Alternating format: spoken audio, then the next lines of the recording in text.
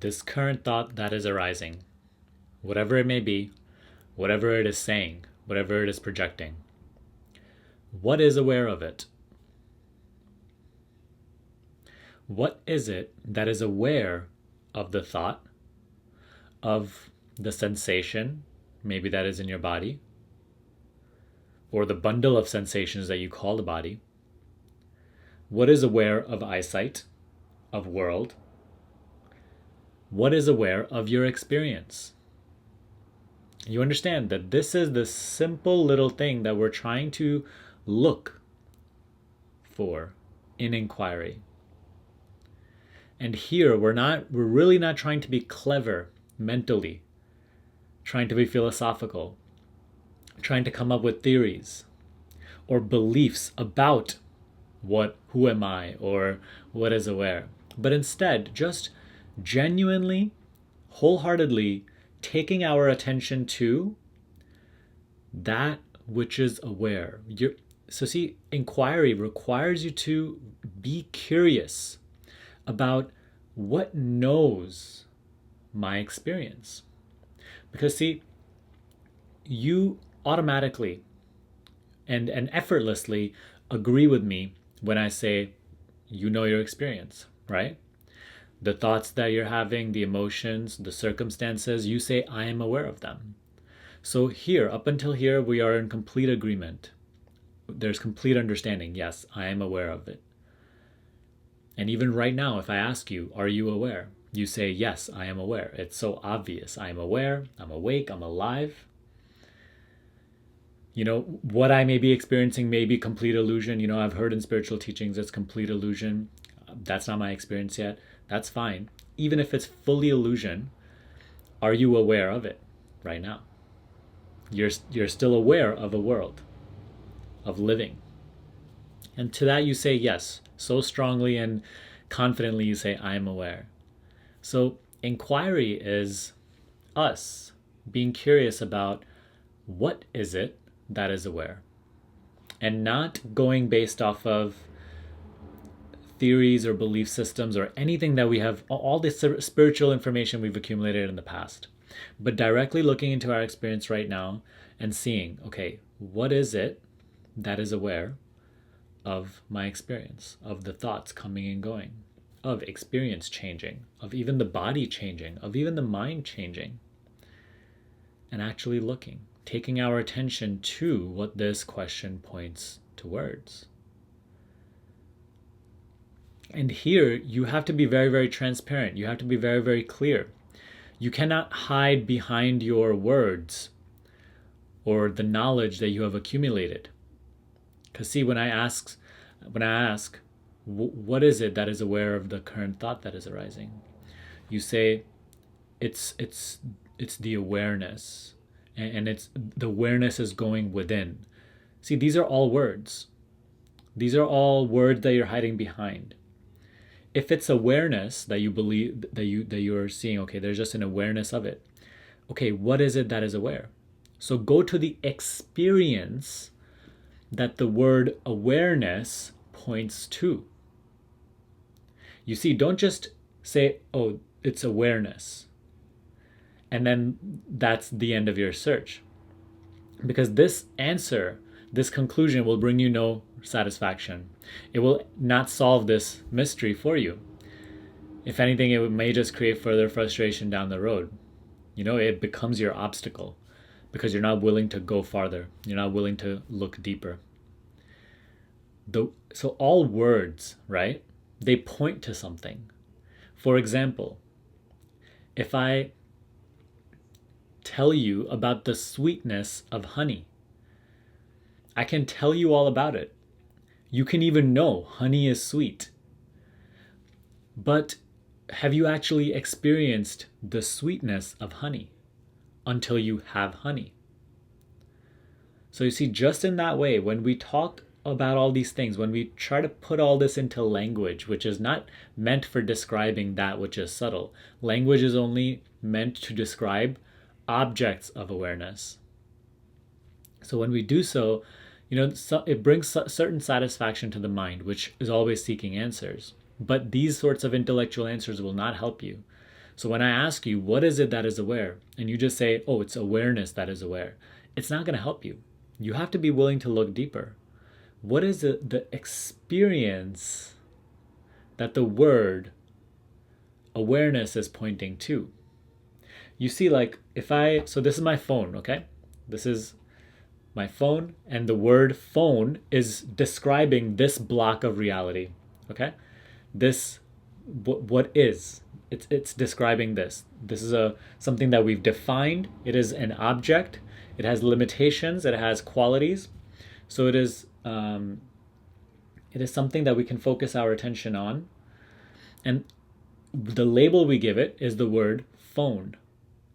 So when I say phone, you automatically know what I'm talking about. And if I say focus on the phone right now, you will focus on the phone.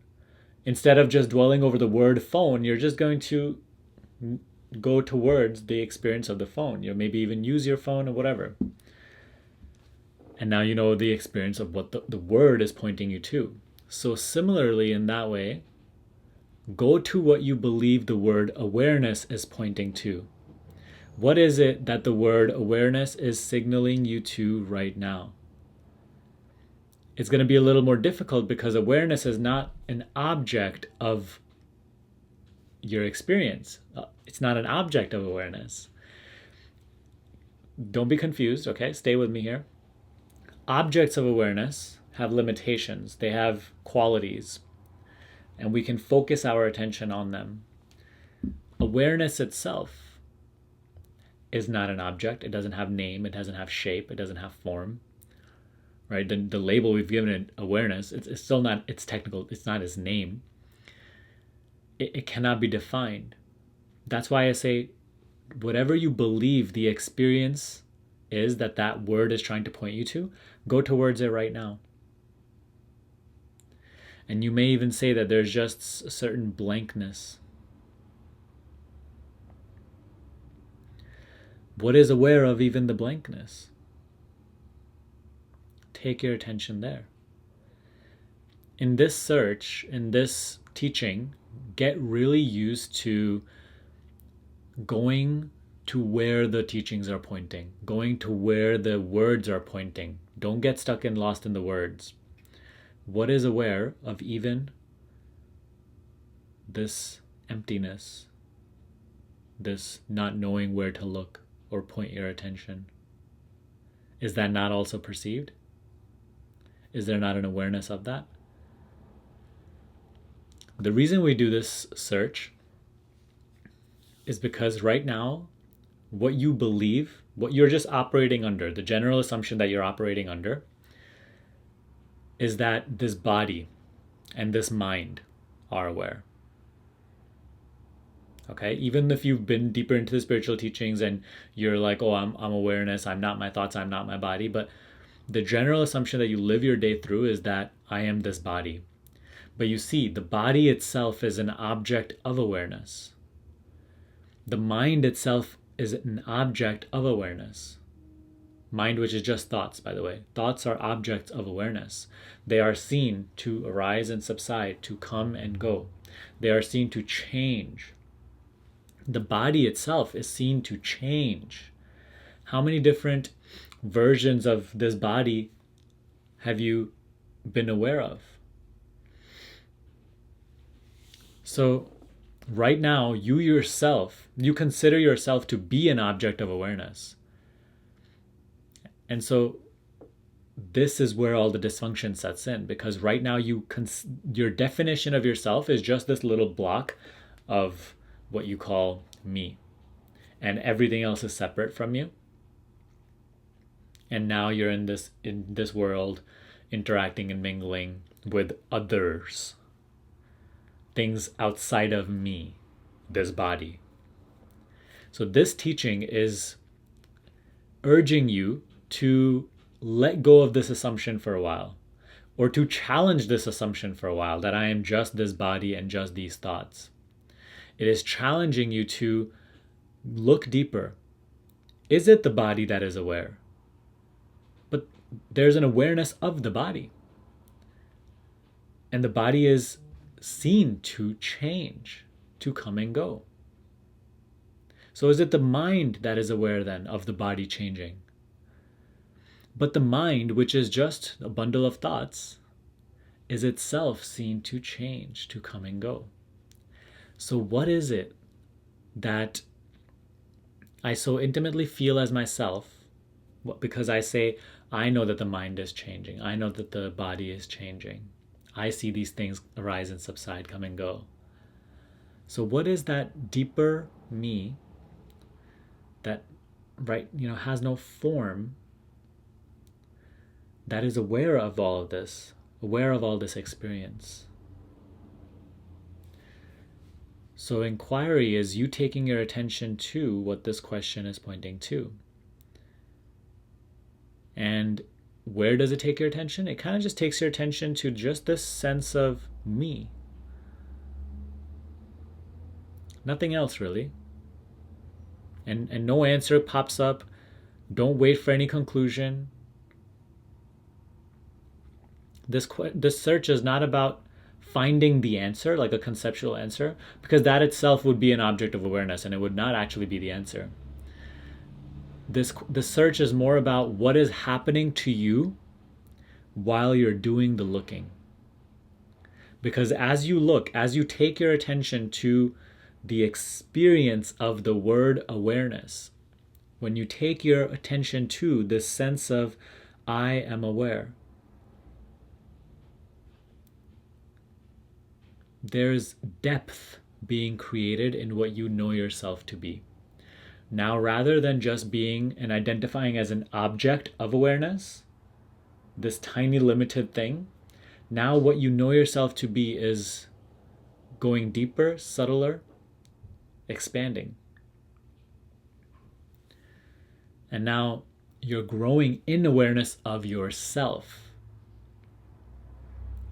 And this can only happen if you investigate in this way. Not a mental investigation, not a mental inquiry. Here, whatever thoughts arise in inquiry, we don't care about what they project or what they say. All we care about that, okay, this was seen to arise out of nowhere. What sees it arise and then pass? And then we again take our attention there. This is the essence of inquiry, my friend. Don't hide behind these labels that you consider yourself to be. Don't again and again just, oh, I'm awareness, I'm aware. Like, it's not going to take you anywhere. Again and again, park your attention to that which this question and these words point you towards, and keep it there. You have to become comfortable with this emptiness. You have to become comfortable with no content. Because see, the attention is addicted to content. The mind is itself content. And as long as the attention stays, there's so much interest going in towards this, all this content, constant thoughts, emotions, world, separation, then this realization, this investigation will become impossible. This recognition of what you essentially are prior to the content, and this depth being created in your being, will all be impossible if you're just hooked on constant content. When it goes unquestioned, this object with a sense of I am this, which is what we call ego, will rule your entire, you can say, experience. Only upon investigation do these layers of mind and body identification begin to melt away. And that is the purpose of inquiry.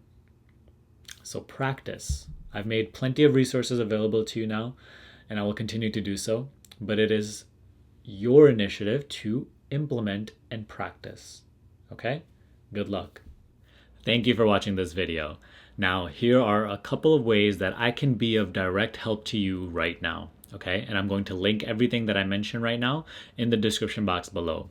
So number one is you can join our free Personal Mastery Quest community, our Facebook group, on which you can interact with me personally and ask me all your questions. I love the community over there, and I do my best to reply to you as soon as possible. Okay? Number two If you have not yet watched my free Ego to Presence Masterclass, in which I teach you how to implement the teaching of self-inquiry into your life step by step and deepen your meditation and deepen your self-inquiry profoundly, then again, check the link in the description box below and go watch that masterclass. It is 1 hour. It will bring you tremendous value, okay? And now lastly, if you want to work with me and my team personally, and you want me to help you dissolve mind identification and realize your true being, then you can check out my coaching program, the Higher Consciousness Shift. All the details of it are down below in the description box. Just click the link that is under section coaching. Okay, and it'll take you there to my personal website where you can go through all the details and book a free call with me, and we can decide if we're the right fit to work together. That's all for today. I will see you in the next video.